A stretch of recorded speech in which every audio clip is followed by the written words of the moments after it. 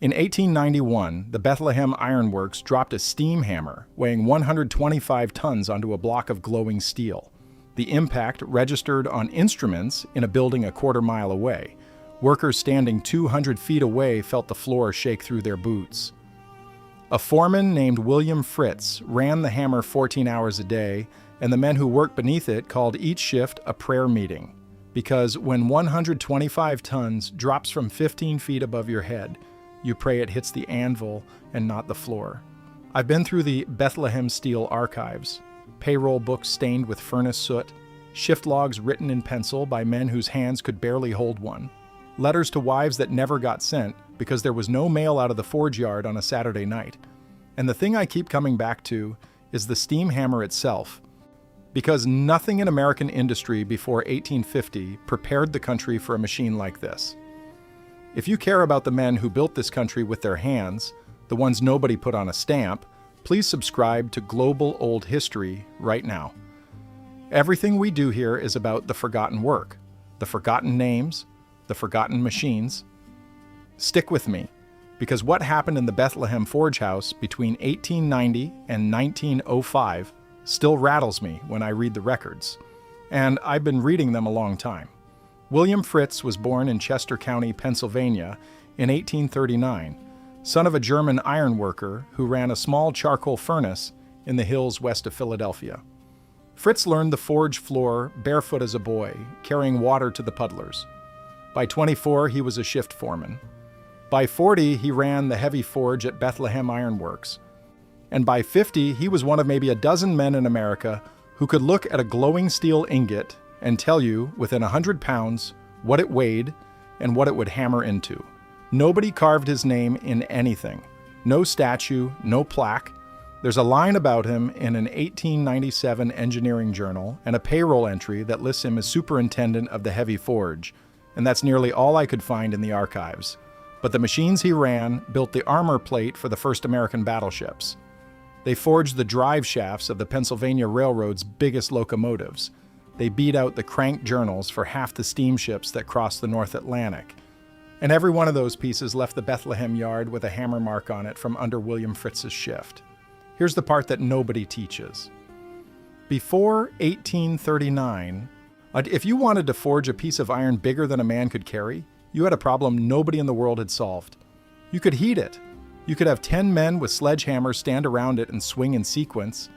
You could drop a weighted block on it from a frame called a tilt hammer, powered by a water wheel.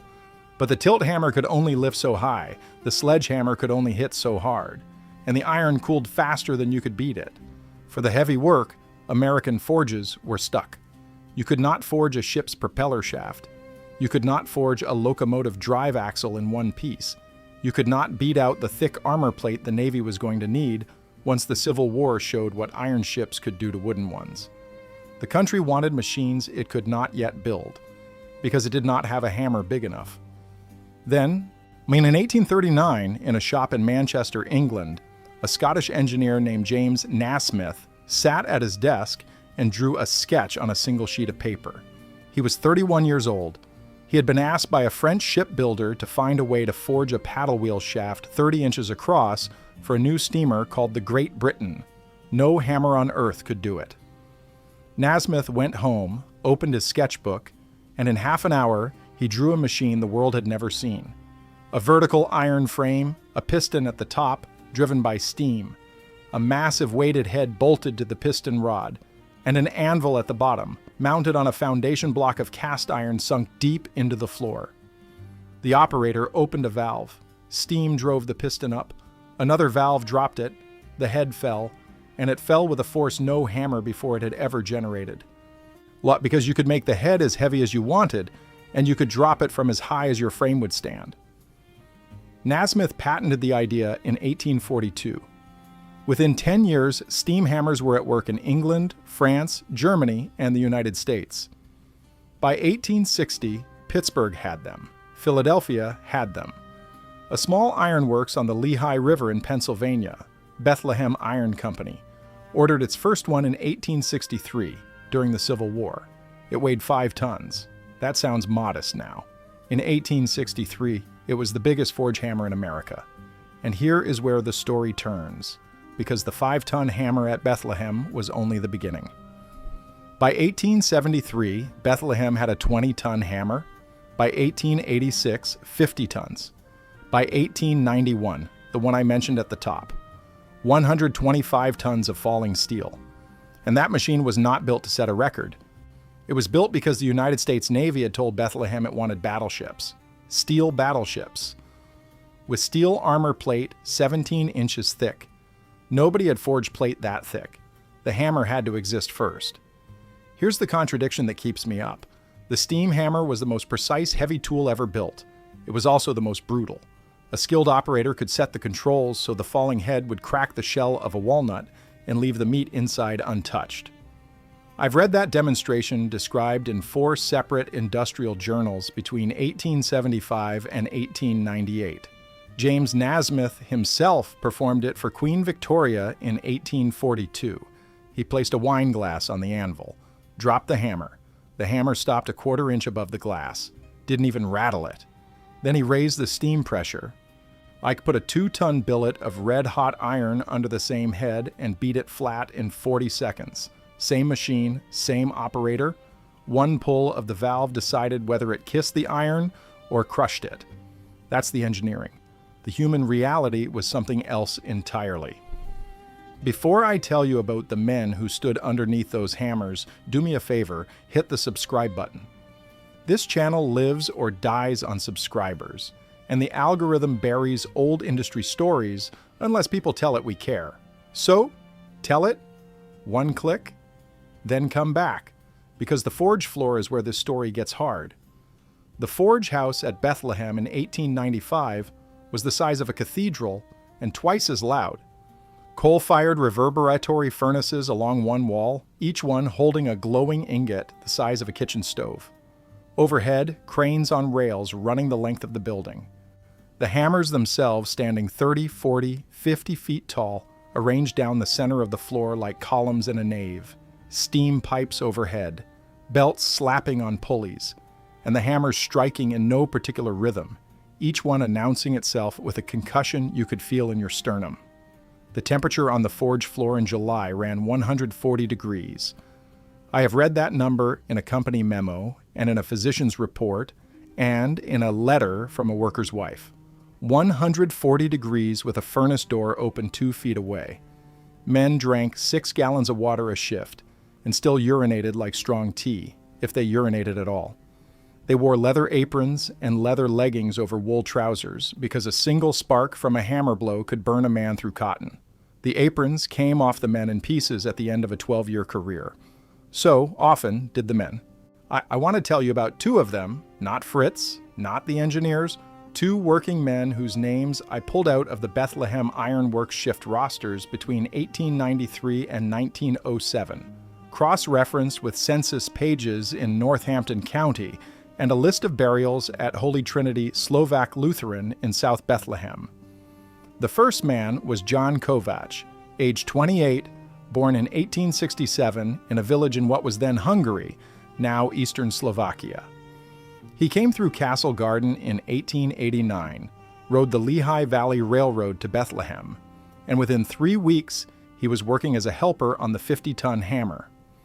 A helper's job was to stand beside the anvil with a pair of iron tongs 6 feet long and hold the glowing ingot steady while the hammer fell. You held the handle. You braced your hip against the anvil stand. And when the head came down, the shock traveled up the tongs and into your arms and down your spine and out through the soles of your boots into the floor. Kovac made $1.60 a day in 1893. He sent half of it home to his mother in Prešov. He lived in a boarding house on 3rd Street with 14 other Slovak men, 4 to a room, beds rented in shifts because 3 of them worked days and the rest worked nights.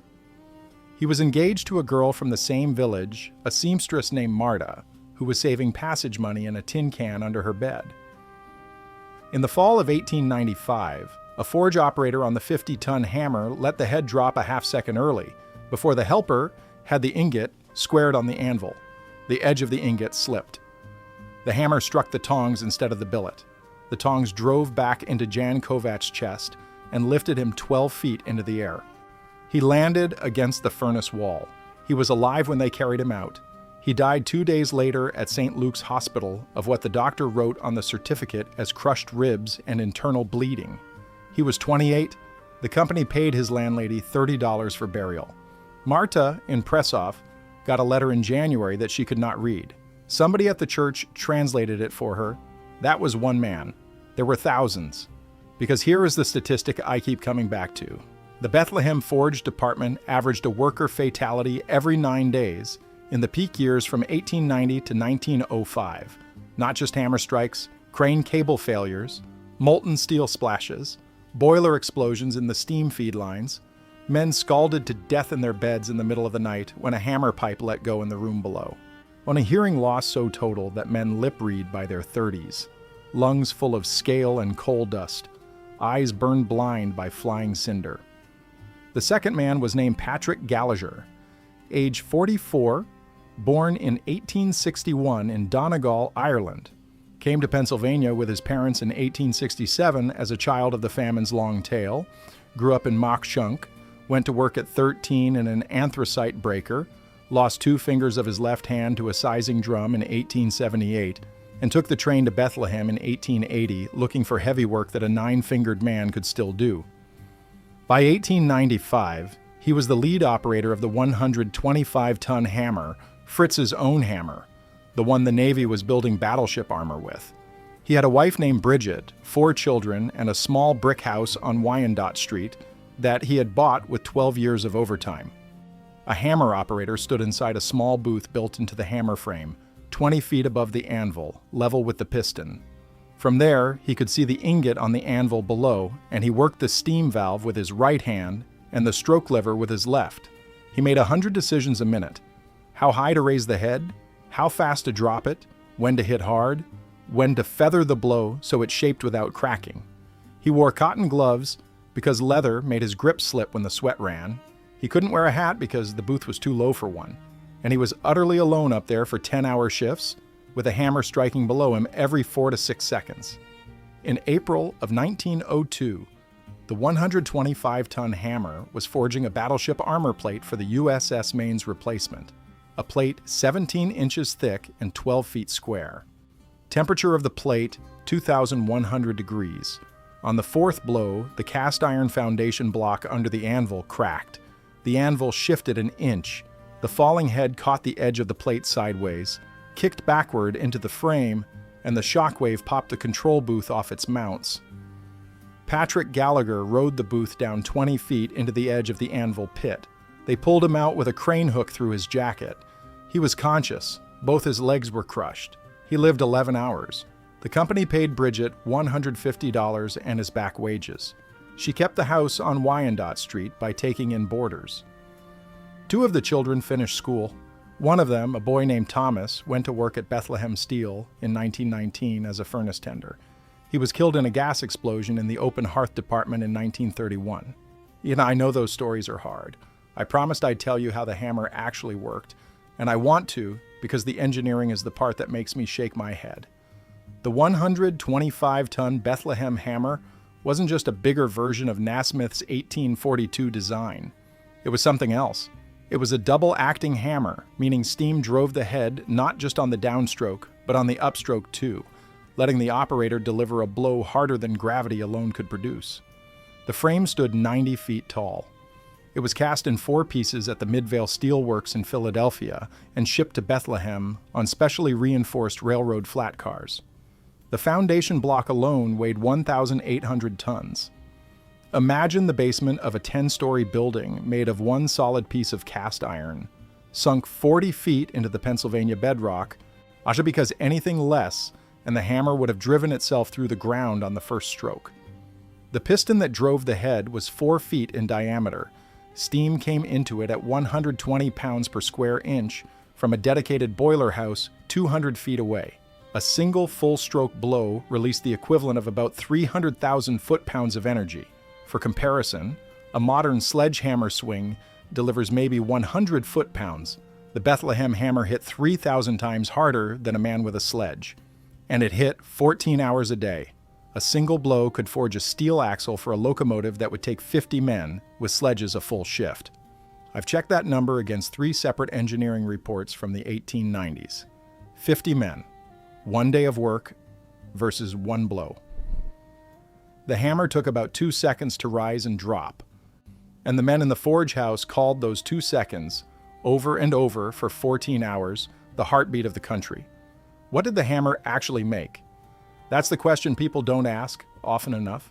The 125-ton hammer at Bethlehem and the 50-ton and 20-ton hammers around it forged the armor plate for 27 United States battleships and cruisers between 1890 and 1920. Every American warship that went to Cuba in 1898, every warship that sailed around the world with Theodore Roosevelt's Great White Fleet in 1907, every warship that escorted American troops to France in 1917 wore hammer marks from Bethlehem on the steel that kept it afloat. The hammers also forged the crankshafts of every major American steamship built in Philadelphia, Chester, and Newport News. The drive axles of the heaviest steam locomotives, Pennsylvania Railroad Class 11S, New York Central Hudsons. The bridge pin forgings for the Manhattan Bridge, the Williamsburg Bridge, the cantilever trusses of the Queensboro. The enormous crank webs of the generators at Niagara Falls, which lit Buffalo and half of western New York for 40 years.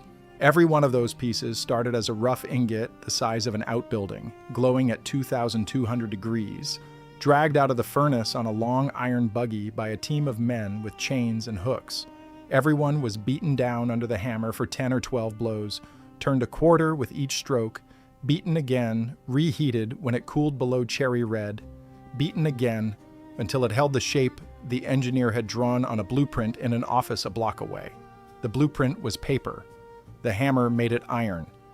If you've stayed with me this far, subscribe. I mean it. This is where the channel lives. Hit that button, come back, because the next part is the part almost nobody writes about. How the men actually lived. Day-to-day life for a Bethlehem forge worker in 1895 was brutal and strange, and in its own way, dignified. I've read dozens of letters from South Bethlehem boarding houses, most written in Hungarian or Slovak or Irish-inflected English, some in a penmanship so careful you can tell the writer only had a few sheets of paper and meant every word to count. Up at 5 in the dark. Breakfast in a boarding house kitchen where the landlady had been up since 3. Black bread, lard, coffee the color of creek water, sometimes an egg on Sunday. The men walked 2 miles down the hill to the works, carrying tin lunch pails packed with bread and bacon and a sealed jar of cold tea. A forge worker could not drink water from the plant because the water from the plant had been running through the steam condensers and was rusty. So he carried his own, and it was warm by noon, and he drank it anyway. Into the gate by 6. 12-hour shifts with 30 minutes for dinner in the middle. Sundays off if you were Catholic, and the foreman was too. Protestant foremen often ran Sunday shifts because the Navy contracts demanded it. Men went 6 weeks without a day off during a battleship armor campaign, went home on the 7th Sunday, slept 18 hours straight, and went back. The noon meal came on a tin tray carried by a boy from the boarding house, or in the pail the man brought himself. The men sat on upturned crates in a lean-to against the forge wall, shouting in the one corner of the building where the temperature dropped below 110 degrees. They didn't talk much. You could not hear over the hammers anyway. A man who tried to talk at dinner had to lean 6 inches from his friend's ear and shout. Quitting time was 6 in the evening, or 6 in the morning for the night shift. Walk home 2 miles uphill, strip off the leather apron in the kitchen, wash at a basin by the back door, eat again, cabbage soup, boiled potato, sometimes sausage on payday. Drink 1 glass of whiskey if you were Irish, 1 glass of slivovitz if you were Slovak, nothing if you were a Welsh Methodist and the preacher was watching. Asleep by 9, up at 5. The calendar did not exist, only the shift. What did it all build? The honest answer is a country. Because the United States that emerged on the world stage between 1898 and 1918, the country that fought Spain, took the Philippines, built the Panama Canal, sent 2 million men to France, was a country of steel. and almost every piece of that steel passed under a hammer somewhere. And the biggest and most demanding pieces passed under the hammers at Bethlehem, under William Fritz and the men who worked the valves and the tongs below him. The transformation was almost too fast to track. In 1865, America was an iron country with a few forges and almost no heavy industrial capacity. By 1905, America was the largest steel producer on Earth, outproducing Britain and Germany combined. Bethlehem alone, in the year 1900, rolled more steel than the entire country of France. And at the heart of Bethlehem's heavy forge was the sound of the hammer, day and night, audible from 3 miles away in the hills above Fountain Hill, a slow, irregular concussion that people in the town said they stopped hearing after the first year, the way you stop hearing your own heartbeat. And then the men went home. Or they didn't. A lot of them stayed in South Bethlehem and got older, and their backs gave out, and the company put them on a smaller pension if they had lasted 20 years, and most men did not last 20 years. They sat on the porches of the brick row houses, and they could not hear the grandchildren speak. They had no English words for what they had done. Some of them had no words at all left. Their wives spoke for them. William Fritz retired in 1910 after 35 years at the heavy forge. He died in 1914 of what the obituary called a long illness, which in the records of forge superintendents of his era almost always meant lungs full of scale dust and a heart strain past repair. He is buried in Niskey Hill Cemetery in Bethlehem under a modest stone. The stone does not mention the hammers. It does not mention the battleships or the locomotives or the bridges. It says his name, his dates, and at rest. One more ask, and then I'll finish. If this is the kind of history you want more of, the real work, the real men, the stuff that isn't in the history books, subscribe. That's the whole pitch. I'll keep finding these stories as long as you keep telling the algorithm we want them. Here's the last thing. The thing I think about when I drive past a scrapped battleship in a breaker's yard, or stand under a century-old railroad bridge, or walk across the cracked concrete foundation of what used to be the Bethlehem plant, torn down in the 2000s after the company finally failed. Somewhere in that concrete, a foundation block of cast iron is still buried, 1,800 tons of it, 40 feet down. The 125-ton hammer that stood above it is long gone, cut up and melted for scrap during the Second World War. But the block is still there. The block will be there in 1,000 years. And on the top face of that block, under the dirt, are the dimples and pitting from 1 million hammer blows between 1891 and 1930. Every dimple was a blow. Every blow was a piece of American steel going out into the country. Patrick Gallagher put most of those blows on that block. So did Jan Kovacs in his short 3 years on the floor. So did William Fritz from his superintendent's walk, watching and counting and deciding. So did 5,000 men whose names I could not find, no matter how long I looked, because the company did not keep rosters past 1917, and a fire in the administration building in 1923 took what was left. I've stood on that foundation.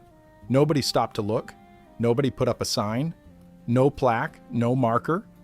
Just a cracked slab and a wind-blown lot on the south side of the Lehigh River, and a rusted length of piston rod leaning against a fence, and the wind coming down the valley the way the wind has always come down that valley, carrying nothing now but the memory of a sound.